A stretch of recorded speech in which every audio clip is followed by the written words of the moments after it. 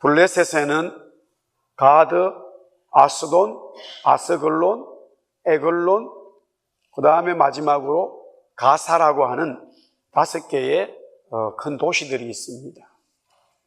이 도시들 중에서 가장 요새화되고 강력한 도시가 바로 가사인데, 이 가사라는 말에 강하다, 견고하다 이런 뜻을 가지고 있습니다. 삼손이 간 블레셋의 가사와 삼손의 고향인 이스라엘의 소라와는 한 57km 정도 떨어져 있습니다. 오늘 내용을 보면은 삼손이 블레셋의 한 여자, 그것도 장녀 기생입니다. 그 여자에게로 갔다. 그때에 그 블레셋 사람들이 이것을 알고 삼손을 죽이려고 매복하고 지키고 있었다. 그런데 새벽에 삼손이 어떻게 빠져나온지는 모르겠지만 그 도시의 성문을 기둥하고 성문이 붙어 있는 걸 다 뽑아가지고 장사지요. 헤브론까지 갔다. 근데 그 장소에서 헤브론까지가 얼마냐? 한 60km 돼요. 지금 상상을 초월하는 이야기가 나오고 있어요. 성문을 뽑을 수 없지만 그걸 뽑은 성문 기둥을 메고 60km를 갔다 이거예요. 간첩이 나타난 모양이죠. 무슨 지금 한국의 특수부대도 이런 특수부대 용어는 없어요. 이게 지금 이 사실을 우리가 믿어야 되나 말아야 되나 난감하지요.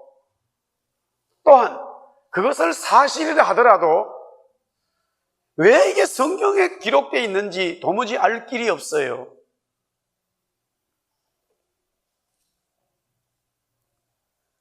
그러나 전체의 성경의 사상을 우리가 보게 되어지면 그 답은 쉽게 풀리게 되지요.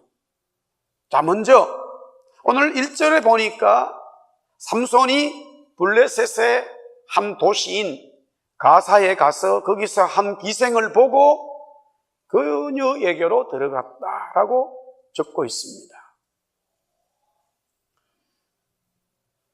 지금까지 삼손의 이야기에서 한 어떤 여자를 삼손이 사랑했는데 그 일이 잘 되지 않았어요. 결국 그 일로 인하여 그 여자와 그 여자의 아버지는 오래 다 죽게 되지요. 동족들로부터 비참한 일이 벌어졌어요. 얼마나 시간이 지난지 모르지만은 또 삼손이 블레셋 가사에 있는 한 여인한테 가는데 이 여인은 기생 창녀예요. 정상적인 여자가 아닙니다. 요사이로 말하면 음란한 여자예요.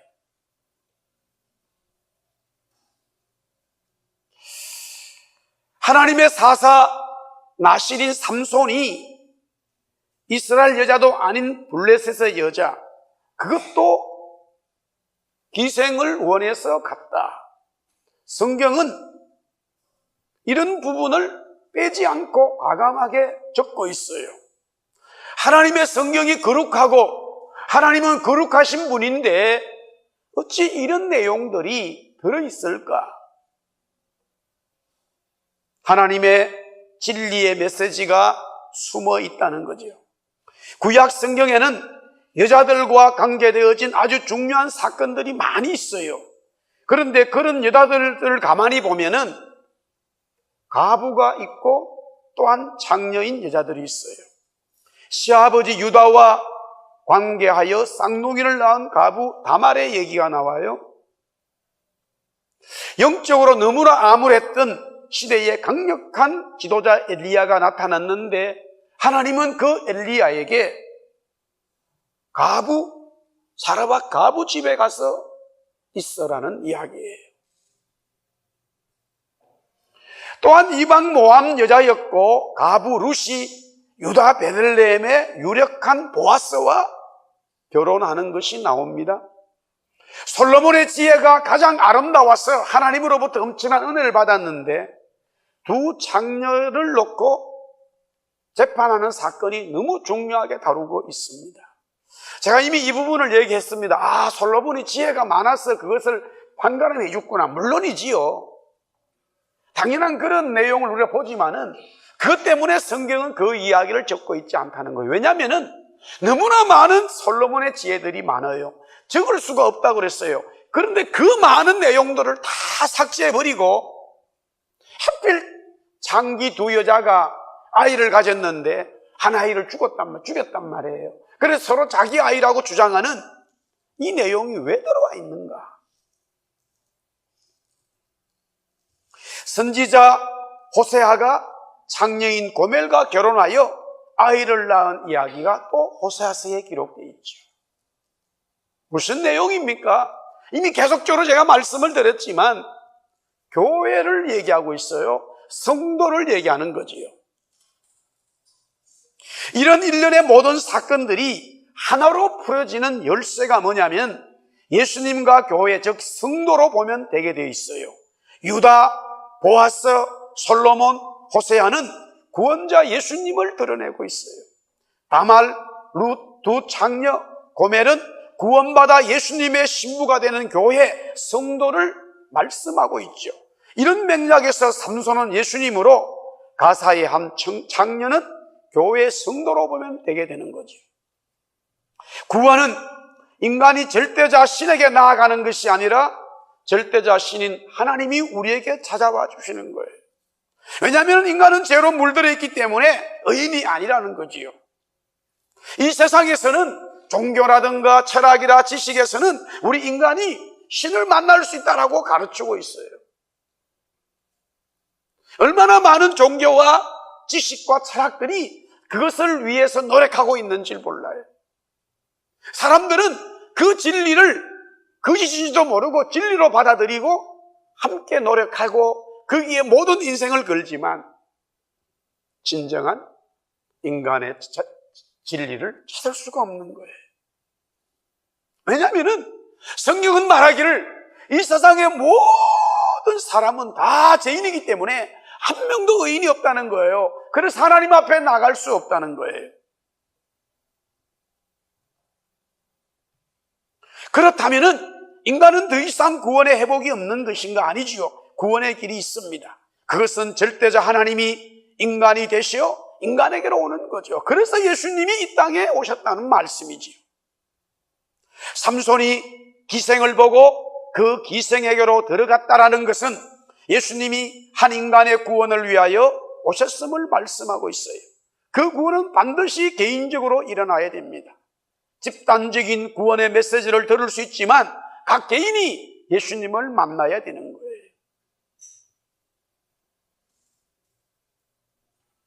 부모가 예수를 잘 믿는 자녀, 부모가 예수를 잘 믿는데 그 자녀도 예수를 잘 믿으면 좋겠지만 그렇지 않은 경우도 있고요.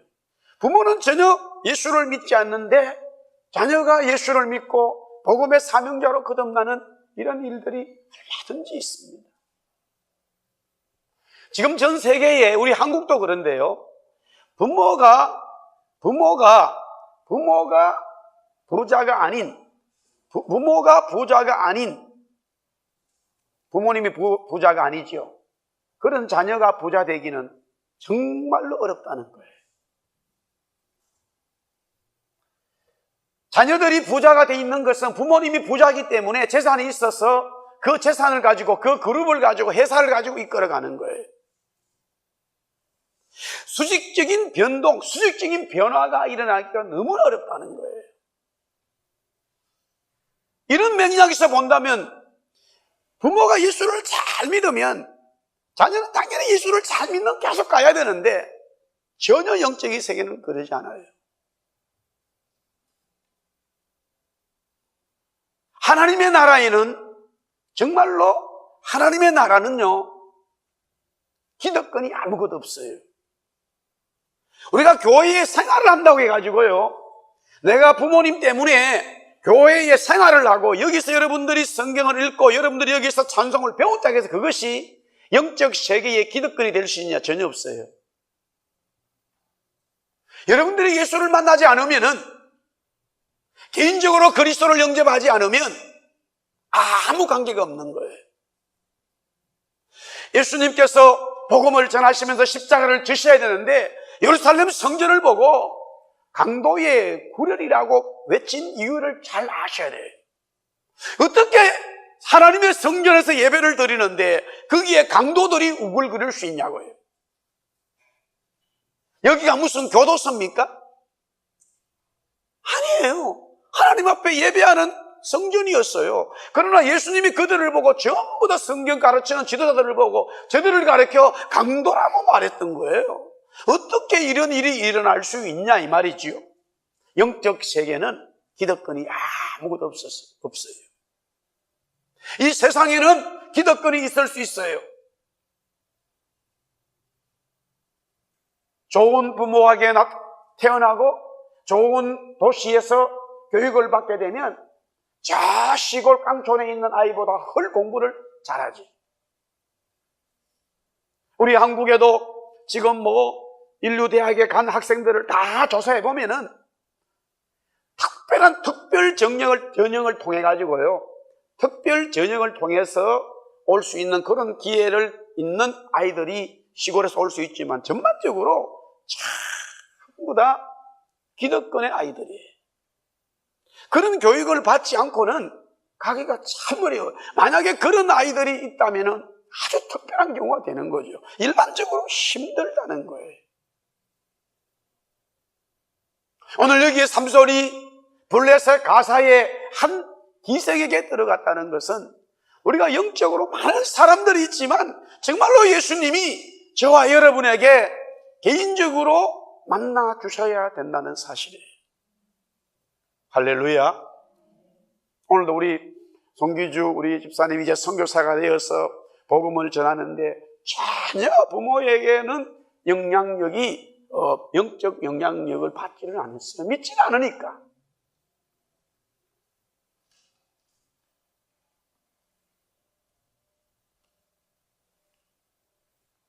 정말로 신앙생활에서 시작은 예수님을 만나는 거예요. 교회 생활에서 시작은 예수님을 만나야 되는데 교회 생활에서의 시작이 예수님을 만나기보다는 교회 사람 간의 관계에서 이런 모든 시스템, 조직을 보고 직분을 보고 시작하게 되니까 어느 순간에 이것이 영적으로 큰 문제를 일으킵니다. 교회 생활의 시작이 예수님을 만남으로 시작되어야 되는 거예요. 그러나 처음에는 그렇지 않을 수 있죠. 친구 때문에 올 수 있고 어떤 다른 이유 때문에 올 수 있지만 반드시 어느 시점에는 변화돼야 되는 게 뭐냐면 예수님을 개인적으로 만나야 돼요. 예수님이 나에게 오셨구나, 예수님이 나에게 들어오셨구나 하는 것을 내가 인식하는, 영접하는 역사가 있어야 돼요. 그러지 않으면 아무리 영적인 얘기가 들려줘도 전혀 감각이 생기지 않아요. 무슨 얘기인지를 몰라요. 말을 못 알아들어서가 아니라 영적인 언더스탠딩이 안 되는 거예요. 전혀 나와는 아무 관계없는 일이 되고 마는 거예요. 이게 될 수가 없어요. 오늘 여기도 삼손은 이 보니까 전반적으로 이 음란에 빠진 나실이 누구나 그것이 그렇게 지적될 수 있어도 현실적으로 봤을 성경은 그렇다면은 그런 삼손의 모습을 다 제하해버리고 성경을 적지 않으면 그만인 거예요. 우리가 알 수가 없는 거예요. 굳이 그 내용들을 다 적어가지고 하나님의 거룩한 사람 삼손이 이렇게 방탕한 생활을 해도 되는가? 이런 의문을 던지지 않을 수 없지요. 그럼에도 불구하고 성경은 하나님의 사람 삼손을 통하여 그리스도를 자꾸만 나타내고 있다고 하는 사실이에요. 예수를 만나야 돼요. 저와 여러분이 정말로 이 땅에서 분명히 알아야 되는 것은 예수 그리스도를 만나야 되는 거예요. 예수님을 알아야 돼요. 예수님을 알아야 영적 세계의 진리를 내 것으로 먹게 되어지고 깨닫게 되어지는 놀라운 은혜가 임하는 거죠. 자, 2절 말씀에 보니까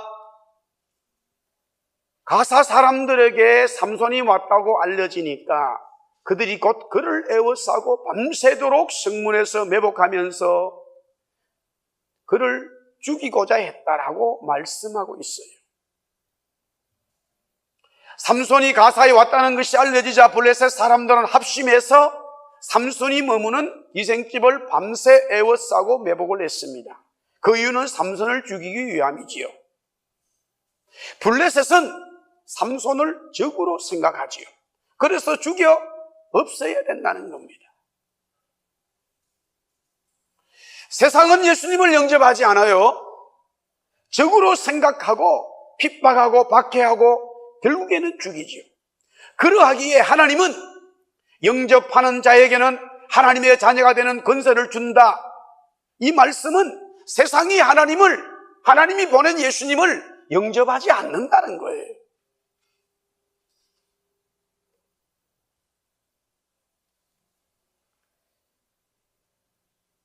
삼성 이건희 씨 아들이 이재용 씨인데 그 아들이 여기 와가지고 대접을 누군가가 잘해주면은 그 내용을 듣고 아버지가 아들에게 주는 똑같은 권세를 준다 그러면 서로 영접하려고 난릴 거예요.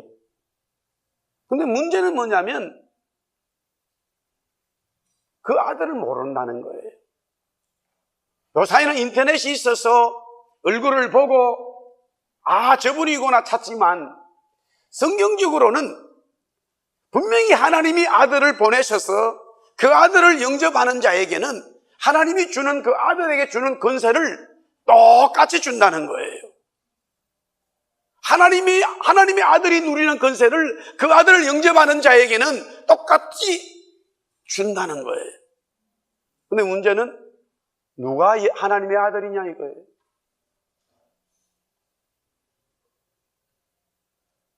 세상은 그 예수님을 아들을 알 수가 없어요. 영접하지 않아요.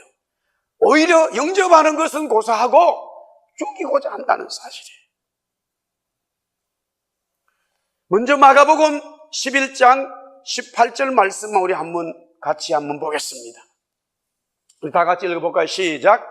대제사장들과 서기관들이 듣고 예수를 어떻게 죽일까 하고 꾀하니 이는 무리가 다 그의 교훈을 놀랍게 여김으로 그를 두려워함이라. 마가복음 12장 7절에서 8절에 마찬가지예요. 또한 마가복음 14장 1절에서 2절, 또 마가복음 14장 55절에 공통적으로 나오는 것은 그때 당시에 예수님이 복음을 전하는 그 당시의 지도자들은 예수님을 환영한 것이 아니라 예수님을 죽이고자 했다는 사실이에요. 이 세상의 모든 지도자들은요, 다 예수님의 복음에 예수님을 받아들이질 않아요. 교회가 이제 로마 제국에서 복음이 증거되어져 가지고요, 많은 사람들이 그리스도를 알게 되어지는데 얼핏 보면은 너무 고통을 당하고 박해를 당하기 때문에 교회가 너무 힘든 게 아니냐, 교회가 이럴 수 있느냐라고 하지만 실제적으로 교회가 가장 영적으로 은혜가 있을 때가 언제냐? 그때라는 사실이에요. 이 교회가 황제가 교회를 인정해 주는 그 순간부터 교회 속에, 예배 속에 모든 정치 지도자들, 사회의 지도자들이 함께 있다 보니까 그들이 정말로 그리스도를 영접하고 예배하느냐? 아닙니다. 그들은 그때부터 공식적으로, 공개적으로 복음을 죽이고 있는 거예요. 왜? 그들이 누리고 있는 힘과 물질의 능력은 예수님의 복음과는 전혀 일치할 수가 없어요. 같은 색깔을 낼 수가 없기 때문에 반드시 싸우게 되어져 있어요. 저는 아주 조금이지만은 그 부분을 아주 느끼고 있어요. 정말로 제가 군대에 있을 때에 그 전체의, 저희 부대 전체의 대장이 별두개 사단장 아닙니까? 그분은요, 정말로 예수님을 믿는 분이에요. 물론 그분이 처음부터 그렇게 된 것은 아니에요. 본인도 예수를 믿지 않았다고 그래요. 부인 되시는 분이 예수를 믿었는데 월남전쟁을 하게 되는데, 자기는 육군 사관학교 나온 것도 아니고 일반 병사로 있다가, 옛날에는요 장교가 많이 부족했기 때문에 조금 잘하는 사람이 있으면 장교 시험을 쳐서 소위를 인간시켰어요. 그래가지고 자기가 이 대위가 되어져서 이제 막 소령 진급을 해야 되는데 월남전쟁에 가게 되었다는 거예요. 당연히 후방에서 그냥 이 전방에서 정말로 전쟁하는 그 부대에 물건을 갖다가 이 보급품을 대주는 거기 때문에 뭐 전혀 죽을 일이 없었어요. 그러나 어느 중대가 완전히 월맹군에게, 베트남 이 월맹군에게 죽고는 우리 한국 군대지요. 지휘관을, 중대장을 보내야 되는데 뭐 자기들끼리 하다 그럼 자기한테 왔다는 거예요. 명령이 떨어졌어요. 편안하게 후방에 있다가 이제는 총을 들고 직접 싸워야 된다 이거예요. 잘못하면 다 죽고 자기도 죽고 그냥 인생 끝나는 거예요. 그것이 딱 명령이 떨어지니까 그때에 막 깜짝 자기는 이게 어떻게 해야 되나 안절부절해가지고 그날 밤에다가 전보를 막 쳐가지고 자기 부인한테 여보 내가 이렇게 되었다는 막 이제 당신 좀 기도해 달라고. 그러니까 또 전보 당신도 예수는 믿으세요 이제는 막 그랬다 그래요. 알았다고.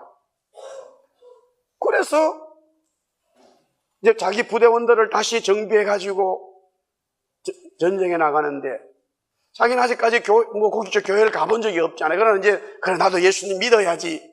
이런 마음으로 병사들 중에 예수 믿는 사람 손들어 그러니까 두 사람이 손들대요. 100명 중에. 그래가지고 그 한 병사한테 아침에 기도하게 하고 다른 병사는 저녁에 기도하게 했대요. 근데 놀라운 일이 벌어진 거예요. 정말로 놀라운 일이 벌어진 거예요.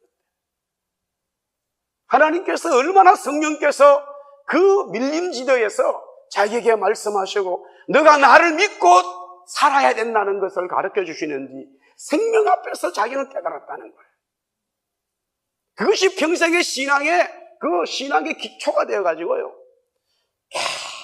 그래서 군대에서도 늘 신앙으로 사는 거예요. 항상 가면은 자기 부대에서 교회를 짓고 예수 믿도록 병사들에게 하고, 그러니까 많은 핍박을 받았지만 어쨌든 하나님께서는 그분을 그렇게 높은 자리까지 올리셨어요. 그러니까 그 부대에서는 최고 높은 사람이 정말로 예수를 이분은 믿는 분이니까 예배에 참석하니 그 밑에 뭐 장교들이 얼마나 많습니까? 어쩔 수 없어 교회에 참석을 하는 거예요. 저는 그분들 때문에 많은 고통을 받았어요. 그 사람들 때문에 고통을 받아. 왜? 교회는 와서 예배 드리지만요, 예수님 뭔지를 몰라요. 전혀 모르는 사람들이에요. 설령 예수님이 어떤 분이라고 안다고 하더라도 그 예수님이 말씀하시는 진리와 내가 살아가는 삶이 합의되고 하모니가 된다 그러면 굉장히 좋겠지요. 그렇지만은 예수님이 원하는 삶은 서번트 리더십이에요. 정치 지도자들에게는 요구하는 것은 서번트 낮추는 거예요. 물질을 가지고 있는 자들은 그 물질을 모든 백성들에게 나눠주라는 방침이에요. 예수님의 방침은. 내가 가지고 있고 내가 마음대로 하겠다고 하는 이런 정치 지도자, 경제 지도자들에게는 하나님 말씀이 맞지 않아요. 부닥칠 수밖에 없어요.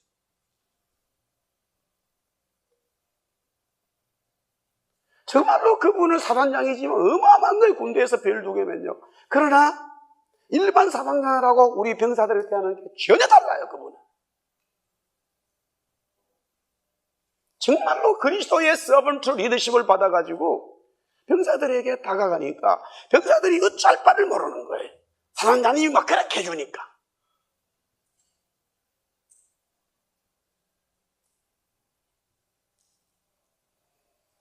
지도자들은 그리스도 주님을 받아들이지 않죠. 죽이려고 하죠. 그래서 주님은 마가복음 11장 17절에 하나님의 성전에서 일하고 있었던 그 지도자들을 가리켜 강도라고 말했습니다. 그렇다면 예수님을 따랐던 제자들은 어떻습니까? 제자들은 정말로 주님을 환영했습니까? 주님을 섬겼습니까? 아니지. 예수님을 죽음까지 따르겠다고 호언장담한 제자들은 어떻습니까? 별반 차이가 없어요. 우리가 아는 대로 마가복음 14장 10절에서 11절에 보니까 12 중에 하나인 가룟 유다가 예수를 넘겨주려고, 예수를 어떻게 넘겨줄까? 돈을 받고 팔아버렸어요. 이 돈을 받고 팔았다는 것은 예수님을 죽이는 데에 써먹은 거예요.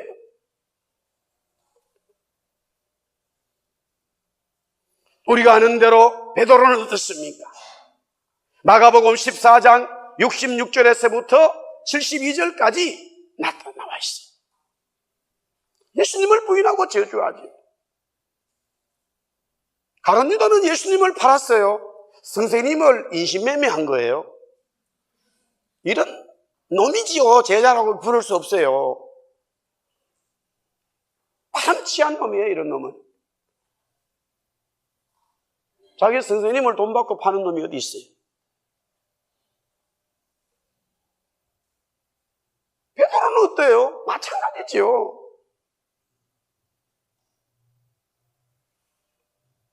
이 세상은 예수님을 환영하지 않아요. 그렇다면 백성들은 어떻습니까?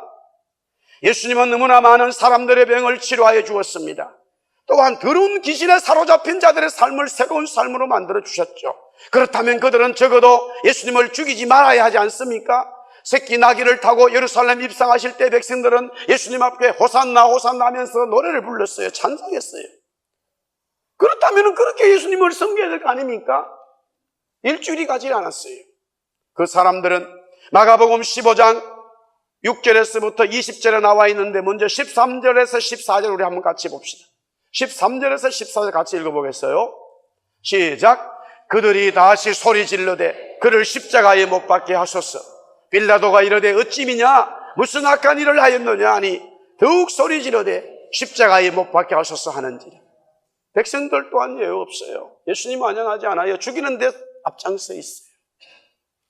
그렇다면 저와 여러분들은 어떻습니까? 사도행전 2장 36절에 보니까 그런즉 이스라엘 온 집은 확실히 알지 너희가 십자가에 못 박은 이 예수를 하나님이 주와 그리스도가 되게 하셨다. 베드로가 성령 받고 설교할 때에 많은 사람들이 오순절 이 절기 때문에 디아스포라 유대인들이 모였어요. 그런데 이렇게 설교하는 거예요. 너희들이 예수를 죽였다고. 그 설교를 들을 수가 없지요. 예수님 죽을 때 난 여기 있지도 않았는데. 6월절 예수님이 죽을 때는 이 사람 어떤 사람 중에 하나 나는 고향에 있었단 말이에요. 다소에 있었다 이거야. 나는 저기 그리스에 있었다 이거예요. 지금은 오순절 돼가지고 지금 내가 왔는데 어떻게 나보고 예수님 죽였다고 얘기하냐고. 그런데 보세요. 사도행전 7장 52절에 서대반이 성령 받고 똑같은 설교를 해요. 너희 조상들이 선지자들 중에 누구를 박해하지 아니하였느냐?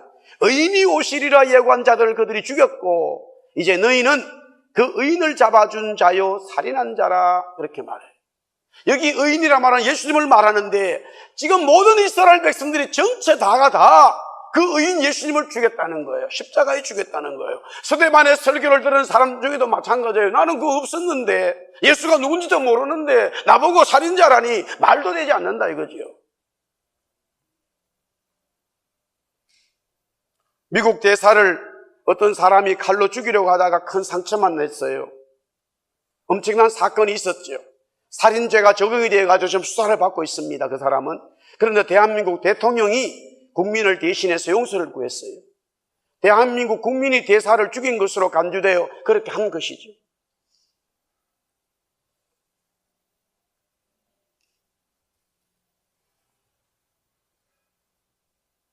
사도 바울은 로마서 5장 17절에서 19절 이렇게 말합니다.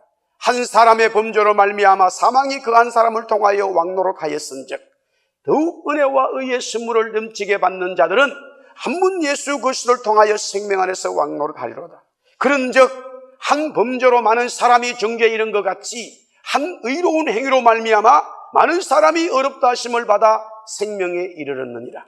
한 사람이 순종하지 아니하므로 많은 사람이 죄 있는 것 같이 한 사람이 순종하심으로 많은 사람이 의인이 되었다라고 말씀하고 있어요. 그러므로 모든 세상의 사람들은 다 예수님을 죽였다는 말이죠. 모든 사람들이 다 예수님을 십자가에 못 박았다는 거지요. 문제는 이거예요. 그래, 나도 예수님을 십자가에 죽였어, 나도 예수님을 십자가에 못 박았어 라고 하는 그 진리가 내 속에 부닥쳐 오게 되어지면 그 사람은 구원의 은혜를 받게 되어져 있어요. 그것이 절대 나는 아니야, 나는 예수와 아무 관계없어, 빌라도가 그 앞에서 나는 이 예수를 죽이지 않았어, 나와 관계없어라고 손을 씻는다 하더라도 그 제약을 면할 수가 없는 거예요. 오늘 우리도 마찬가지예요. 전혀 예수와 관계없는 그와 같은 우리의 민족이요 혈통이요 또 우리 캐나다에 살고 있지만 성경은 말하기를 한 사람 아담으로 말미암아 모든 세상의 사람들이 죄를 범죄했기 때문에 한 사람 그리스도로 말미암아 그 그리스도로 말미암아 모든 사람이 구원받을 수 있다라고 말하는 거예요. 이 바울이 말한 진리의 말씀이 내 속에서 부닥쳐 오게 되어지면 구원의 역사가 일어나는 거예요. 사랑하는 성도 여러분, 제가 한번 물어보겠습니다. 정말로 일일이 물을 수 없기 때문에 지금 공적으로 묻지만, 나는 예수님을 믿습니다라고 여러분이 다 개인적으로 그렇게 고백을 한다라고 했을 때, 그러면 나의 과거의 죄, 또한 지금 오늘 여기까지 있었던, 지금 이 예배를 드리는 이 순간까지 살았던 삶, 또 내가 이후에 얼마를 살았지 몰라요. 10년, 20년, 30년, 40년 살겠지요. 그 이후에 있을 죄까지도 다 예수님이 탕감되어졌다는 사실을 믿습니까? 성경은 그렇게 말하고 있어요. 성경은 그렇게 말하는 거예요. 정말로 내가 그리스도를 영접하게 되어지면, 그리스도를 영접하고 그분을 받아들이게 되어지면 내 죄악이 과거에 있었던 내 모든 죄악과 현재에 짓는 죄, 또 미래에 지어질까지도 이미 다 탕감이 되었다라고 말씀하고 있어요. 그러면 바울이 말하지요. 그래, 나는 예수님으로부터 미래의 죄까지 다 탕감받았기 때문에 내가 오늘 살아가는 모든 삶을 마음대로 살아야지. 그렇게 말하는 사람은 구원을 받지 못했기 때문에 그런 소리 하는 거예요. 구원받은 사람은 죄가 있는 곳에 하나님의 은혜, 성령의 은혜가 너무나 많구나, 그렇다고 해서 하나님의 은혜가 있는 곳에 죄가 있을 수 없다라고 성경은 말씀하고 있어요. 우리가 진정으로 그리스도를 영접하게 되어짐으로 인하여 구원받았다면, 구원받은 하나님의 사람들은 정말로 이 구원의 은총 때문에 하나님 앞에 성령의 열매를 맺어갈 수밖에 없다는 거지. 모든 사람이 예수님을 환영하지 않았어요. 그러나 정말로 예수님을 환영하는 자들이 되어진다면 그 사람은 구원의 은총, 하늘의 시민권을 가지는 하나님의 자녀가 된다는 말씀이에요. 오늘 3절의 말씀에 세 번째로는 삼손이 밤중까지 누워있다가 그 밤중에 일어난 성문짝들과 두 문설주와 문빗장을 빼어가지고 그것을 모두 어깨에 메고 헤브론 앞산 꼭대기로 가니라. 믿을 수 없는 일입니다. 가사에서 헤브론까지는 60km라 그래요. 그 성문의 기둥과 문짝들을 어깨에 메고 갔단 말인데 할 수도 없는 일이고, 또한 그렇게 하는 것이 무슨 의미인지 도무지 이해가 안 됩니다. 성문의 기둥들과 문짝들은 블레셋을 의미해요. 블레셋 사람들은 삼손을 죽이려고 했죠. 그러나 삼손은 얼마든지 블레셋을 죽일 수 있음에도 불구하고 죽이지 않고 블레셋의 모든 것을 자신이 지고 갔다라는 말이죠.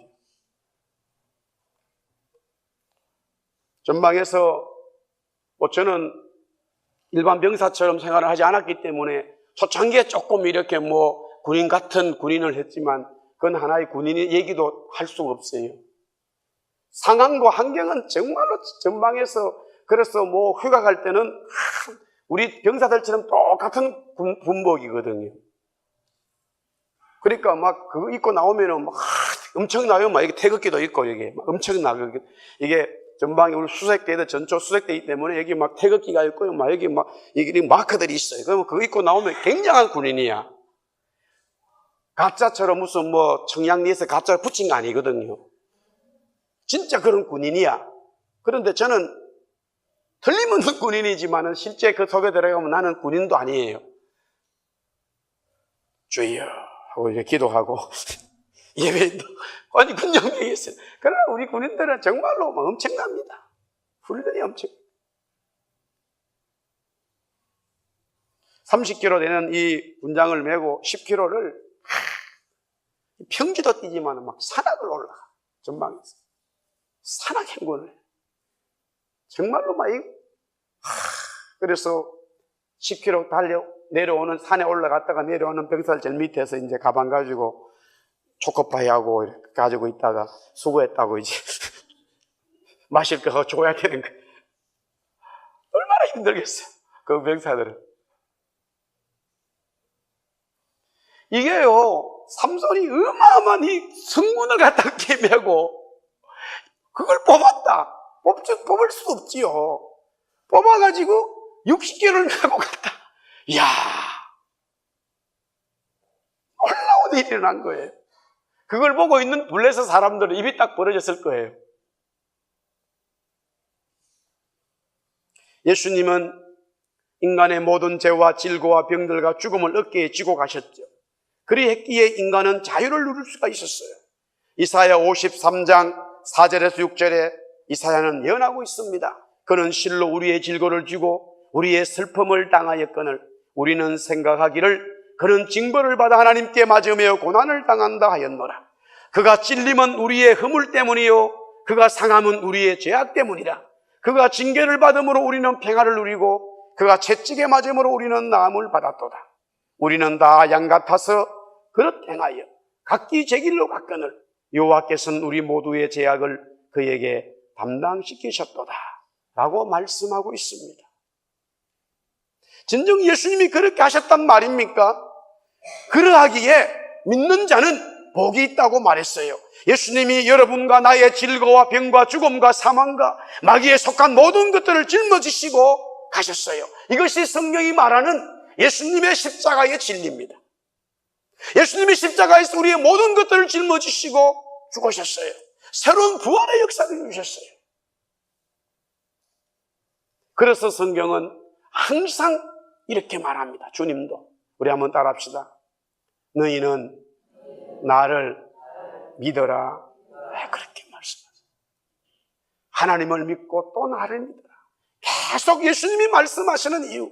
계시록에도 이 예언의 말씀을 믿는 자들에게는 복이 있다라고 말해요. 이 말씀이 저와 여러분들에게 그렇구나. 내 삶의 모든 것들을 주님이 짊어지고 가셨구나. 주님이 내 모든 인생의 고통을 짊어지고 가셨구나. 내 스스로 해결해야 되는 것이 아니구나. 주님이 해결해 주셨구나. 이 진리의 자유가 저와 여러분들에게 충만하기를 주의 이름으로 축복합니다. 말씀을 정리하겠습니다. 예수님은 우리 한 사람 한 사람에게 찾아와 주셨어요. 그러나 세상은, 이 마귀는 예수님을 어떻게 하든지 받아들이지 못하도록, 아니 예수님을 죽이지. 그럼에도 불구하고 예수님은 우리의 모든 질고와 병을, 죽음을 짊어지시고 가심으로 인하여 그 진리를 받아들이는 자는 하나님의 놀라운 축복의 영원한 삶이 우리에게 보장되어 있습니다. 그 축복이 저와 여러분들에게 충만하기를 주의 이름으로 축복합니다.